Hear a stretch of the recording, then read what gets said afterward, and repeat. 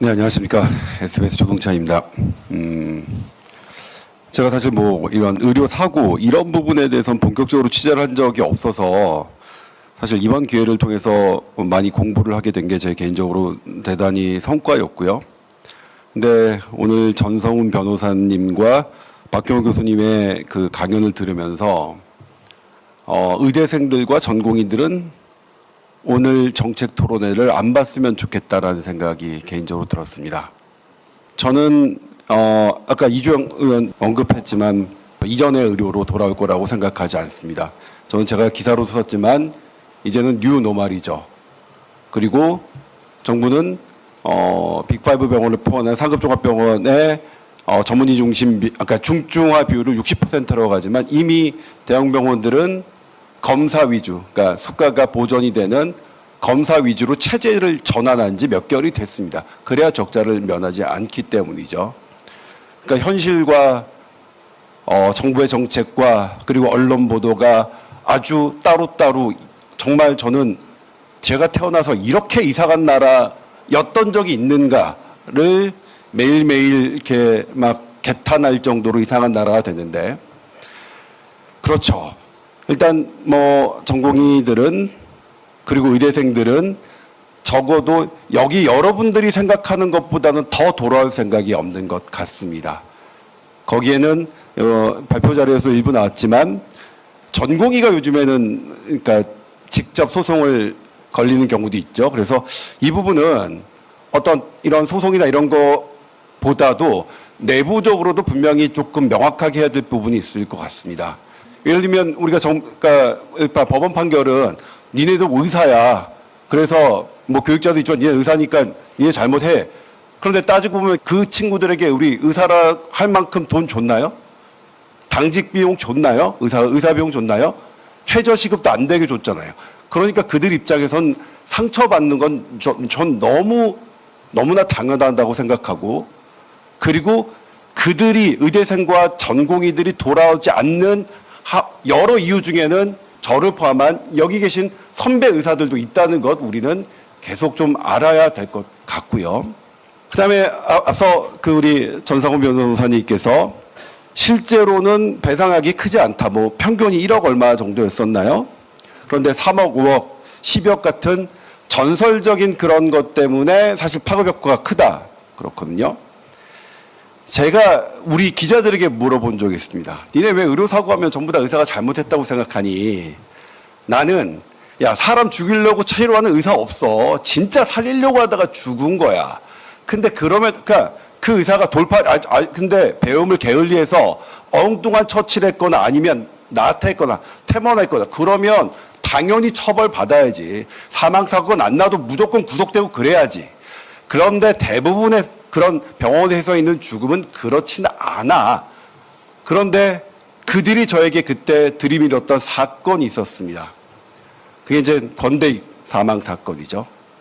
예, 성형외과에서 피를 뚝뚝뚝뚝 흘리는데 의사는 나타나지 않았고 거기에 있는 간호조무사는 핸드폰을 봅니다. 그 와중에 환자는 의식을 잃은 게 확인이 됐고 많지가 않습니다. 여러분 기억나는 거 있으세요? 언론에서 보도된 의료사고, 의사의 결정적 과실로 된 그런 거 기억나는 거 있습니까? 저는 제 기억으로는 이거 하나밖에 없는 것 같아요. 이 단 하나의 사건이 정말로 많은 사람들에게 엄청난 영향을 주는 것 같아요. 그래서 하나의 사건을 처리하는 게 되게 중요한데 이렇게 사실 나태했죠, 태만했죠.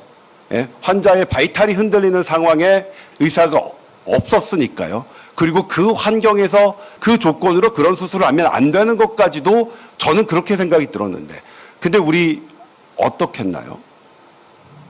별로 국민들 입장에 국민들이 만족할 만큼 내부적으로 그렇게 대응하지 못했습니다.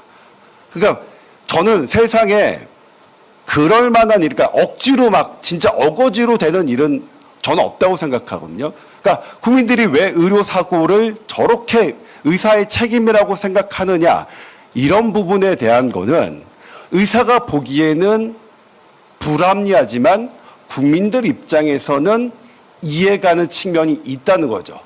우리 피비역 소송 때문에 전부 다 응급의학과하고 산부인과 안 한다고 하잖아요. 그런데 변호사 선생님께서는 분명 그건 아주 극히 이례적인 거다. 그걸 갖고 뭐 안 한다고 하면 안 된다 이렇게 말씀하시는데 사실은 단 하나의 사건으로 뭐 다 우리 전국이 안 하는 것처럼요.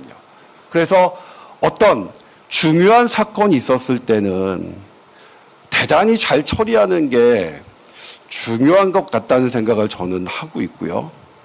만약 이게 지금 뭐 수술방 CCTV 정말 지금에서 이제 하지만 지금 누굴 위한 법입니까? 수술 CCTV 잘 작동되고 있습니까? 그래서 뭐 줄어들었습니까? 그냥 하는 것이라고선 그냥 CCTV 업자의 뭐 매출만 상승시켜줬죠. 저도 그때 CCTV 그거에서 관련 주식이나 사놓을 걸 그랬어요. 반대 기사 쓰지 말고. 아무튼 너무 하나의 사건을 잘못 처리하면 너무나 잘못된 일들이 계속 반복해서 일어날 수 있다는 것을 저는 느끼고 있습니다. 그리고 앞서 발표에서 불가항력적인 게 산부인과 분만에만 있다가 소아까지 확정하려고 했는데 그게 보건복지부에서 반대하셨다고 그랬어요. 왜 반대했을까요? 가장 큰 건 돈입니다. 우리 쓸 돈이 없습니다. 제가 최근에 기사로도 썼고 최근에 유튜브로도 했었는데 우리 여기에 쓸 의료비에 쓸 돈 없습니다. 없어요. 또 말씀드릴까요? 정부가 필수 의료 패키지 보건복지부가 쭉쭉쭉쭉 했어요. 그런데 대체로 방향은 맞다. 그런데 그만한 돈을 쓸 수는 없다라는 게 저희 내부 취재입니다. 없어요. 그래서 뭐냐면 지금 보건복지부의 모든 정책에 예산이 들어가 있습니까? 예를 들면 중증화 60% 시범 사업에도 안 들어가 있죠. 그래서 지금 시범 사업에 참여하겠다고 하는 상급종합병원 수가 현재 가시화되지 않았어요. 9월 달에 하겠다는데. 왜냐하면 상급종합병원은 얼마를 올려줄 건데 돈을 보고 가야 될 거잖아요. 그런데 9월 달에 시행하겠다고 하는 건데도 아직 돈이 이게 지금 공개가 안 되고 있어요. 그거의 기본은 없기 때문입니다. 그런데 그거는 뭐 보건복지부만의 잘못은 아니라고 저는 생각합니다. 돈이 없는 게 뭐 복지부의 잘못은 아니니까. 그래서 저는 뭐냐면 이것도 정말 우리가 돈이 없음을 깨닫고 그런 상태에서 다시 봐야 되는 것 같습니다. 예를 들면 전국민 의료보험 당연지정제 했잖아요. 예? 교육비 이런 건 하나도 지원 안 해주면서. 그러니까 그 부분에 있어서 의료 사고가 나는 부분에 대해서는 국가가 책임져야 된다는 것은 저는 논리적으로 타당하다고 생각하나 그런 현실적으로 가능하다고 생각하지 않다. 왜? 국가가 가진 돈이 없기 때문에. 전공의 수련 비용이 하면 그냥 뭐 3, 4조 원 든대요. 근데 그 비용도 사실 어디서 갖고 올지 지금 막막한 상황이기 때문입니다. 그래서 돈 없는 상황을 우리는 분명히 해야 되고요. 그 다음에 또 하나가 우리나라는 의료는 되게 훌륭한데 기소 건수와 이게 유죄 건수가 되게 많은 거잖아요. 그러면 이거는 누가 잘못한 걸까요? 경찰, 검찰, 판사가 잘못한 거 아닐까요? 저는 그래서 이걸 돈이 없는 이런 사람들하고 하는 게 아니라 경찰, 검찰, 판사하고 저는 정면으로 부딪힐 각오를 해야 된다고 생각해요. 혹시 지금 기소하고 유죄 많이 하는 거는 경찰, 검찰, 검사, 판사잖아요. 그러면 이분들을 향해서도 의료계가 정말로 이렇게 한다면 피하지 말고 이분들을 향해서도 정면으로 대응하고 그렇게 논리적으로 다툼을 하고 그럴 각오를 해야 되는 것 아닌가라는 생각을 저는 오늘 자리를 하면서 좀 들었고요. 그리고 실은 그렇죠. 제가 최근에 경찰에 불려간 적이 있습니다. 저는 제가 너무 잘못한 게 없어서 회사에서 변호사 선생님께서 동행해 주시겠다고 했는데도 제가 딱 하고 그냥 당당히 받으러 갔습니다. 그런데 후회했어요. 변호사 모시고 올 걸. 너무 좀 그 인간적인 비애를 느끼게끔 경찰님이 조사를 하시더라고요. 아마 여러분들 제 친구 지금 교수를 하고 있는 친구들이 경찰, 검찰 조사를 하면 그게 너무 힘들어 하는 그 하소연을 저는 느끼겠더라고요.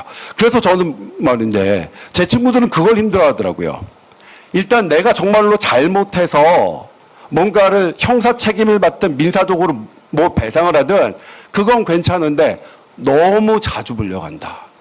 너무 자주 불려가게만 안 해주면 안 되겠느냐 이런 얘기를 하는데 현실적에서 지금 필수 의료과를 하는 의사들의 이런 것 너무 자주 불려가는 것을 좀 완화할 수 있는 그런 해결책은 좀 없을까요?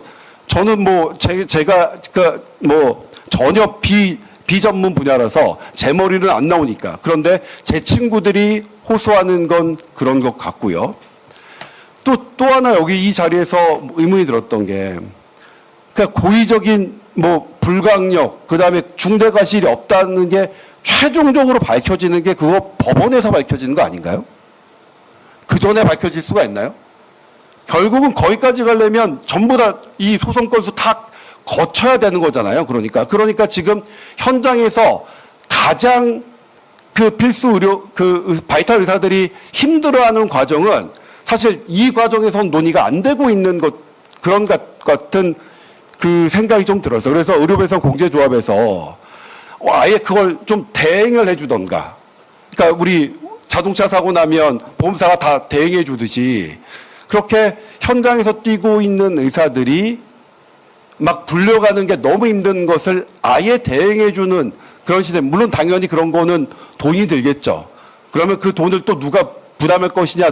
또 그건 또 막 여러 복잡한 디테일이 숨어 있겠지만 현장에서는 그런 것 같다라는 생각이 좀 들었고요. 마지막으로 저 드리고 싶은 말씀은 그 말콤 글라드웰이 쓴 블링크라는 책에 보면 미국 의료 소송 변호사의 이 어떤 챕터가 나옵니다.